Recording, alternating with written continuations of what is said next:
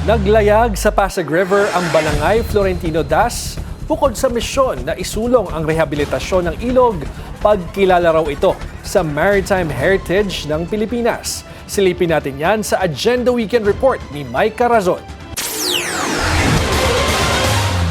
Makasaysayang naglayag sa kauna-unahang pagkakataon ang Balangay Florentino Das o BLD sa kahabaan ng Pasig River bilang paggunita sa mayamang kasaysayan at kultura ng Pilipinas. Ayon sa builder ng BLD na si Art Valdez, layunin ng muling paglalayag nito na salaminin ang temang Navigating Our Future Together ng 48 Association of Southeast Asian Nations o ASEAN Summit 2026 na ginanap sa Cebu.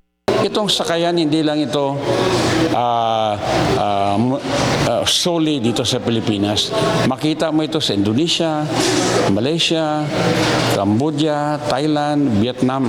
Iba't ibang pangalan. Ang iba dyan, Piraho, iba dyan, Tok. Basta different kind of names. Iba yan, Juanga. But that is what is common among Southeast Asian nations. That's why yung ASEAN theme right now is navigating our shared future. At tayo may balangay na nag-sail sa buong Southeast Asia ng 2010. So yun ang story ng balangay. Misyon din anya ng aktibidad na isulong ang kampanya para sa rehabilitasyon ng Pasig River para mas maging ligtas at mas maengganyo ang publiko na gamitin ito bilang alternatibong paraan ng transportasyon. Ang Balangay Heritage Boat will be pushing to make Pasig as the cultural and heritage corridor of our country. Ang Balangay mag-sail yan in order to steer interest, hopefully to restore back our maritime waters.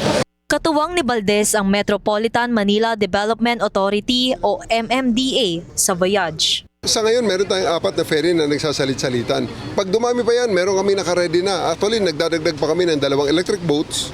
Sabi pa ni Valdez, ginamit na rin niya ang BLD sa paglalayag sa mga bansa sa Timog Silangang Asya. Makasaysayan din umano ang paglalakbay nito mula Butuan hanggang Pag-asa Island sa West Philippine Sea sa araw ng kalayaan noong nakaraang taon. Ang real na kayamanan natin nandiyan sa maritime domain. Yung WPS, pinapasok tayo ng mga dayuhan because we've neglected that.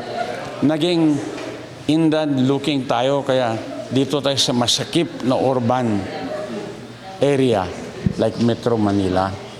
Sa muling paglalayag ng Balangay ay ang pag-asang muling aagos ang kalinisan sa kahabaan ng Ilog Pasig at ang pagdaloy ng magandang relasyon sa pagitan ng bawat bansa sa Timog Silangang Asya.